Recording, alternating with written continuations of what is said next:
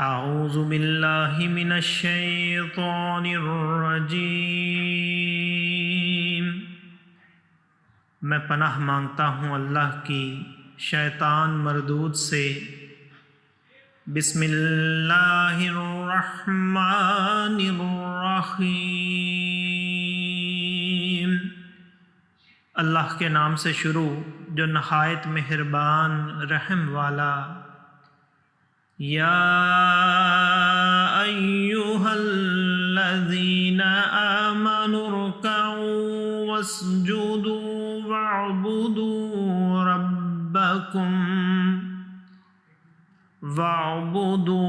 ربکم وافعلوا الخیر لعلکم تفلحون۔ وجاہدوا فی اللہ حق جہادہ هو اجتباکم وما جعل علیکم فی الدین من حرج ملۃ ابیکم ابراہیم هو سماکم المسلمین من قبل وفی ھذا لیکون الرسول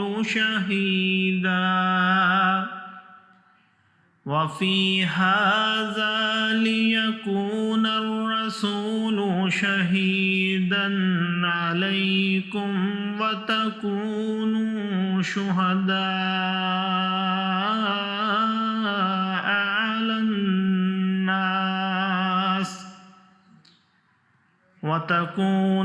شہداء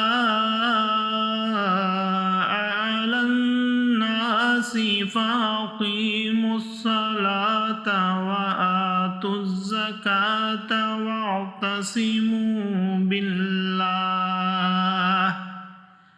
هو مولاکم فنعم المولا ونعم النصیر۔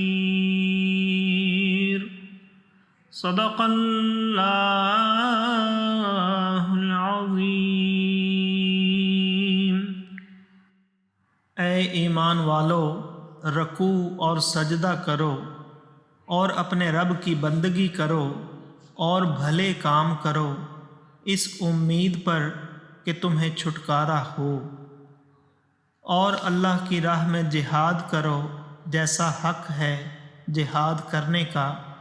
اس نے تمہیں پسند کیا اور تم پر دین میں کچھ تنگی نہ رکھی۔ تمہارے باپ ابراہیم کا دین اللہ نے تمہارا نام مسلمان رکھا ہے اگلی کتابوں میں اور اس قرآن میں، تاکہ رسول تمہارا نگہبان و گواہ ہو اور تم اور لوگوں پر گواہی دو۔ تو نماز برپا رکھو اور زکوٰۃ دو اور اللہ کی رسی مضبوط تھام لو، وہ تمہارا مولا ہے، تو کیا ہی اچھا مولا اور کیا ہی اچھا مددگار۔ صدق اللہ العظیم۔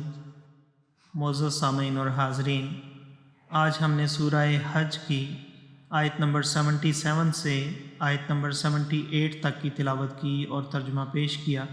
اللہ تعالیٰ قبول و منظور فرمائے۔